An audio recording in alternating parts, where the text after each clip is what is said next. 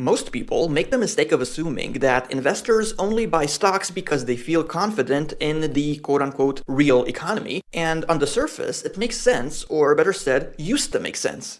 After all, if the economy is doing great, people buy more products and services. As such, companies make money, which ultimately leads to shareholders receiving dividends.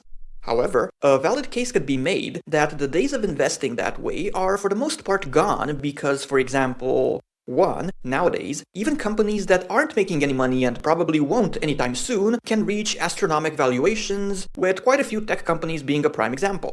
As long as share prices go up, investors are willing to throw away things like dividend expectations. 2. Interest rates have been extremely low for many years, which leads to investors buying shares, not because they're confident in the economy, but because, well, they have no other choice. Putting money in the bank no longer results in worthwhile interest, bond yields are low, and as such, stocks oftentimes seem like the lesser evil. And 3. Leaving investors aside, companies themselves have frequently been using the ultra-cheap capital they can get their hands on in today's monetary environment to buy back shares rather than make business-related investments, with executives who are usually significant shareholders themselves loving the fact that their investment portfolios go up as well as a result.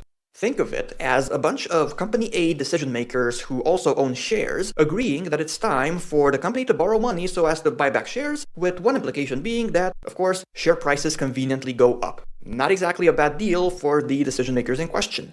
As can be seen, it might not be the best idea in the world to draw conclusions with respect to the real economy by analyzing share prices. Can stock prices go up if the real economy suffers? They can indeed, as long as there are enough forces at play which push them in that direction, including or even primarily forces that have nothing to do with Main Street.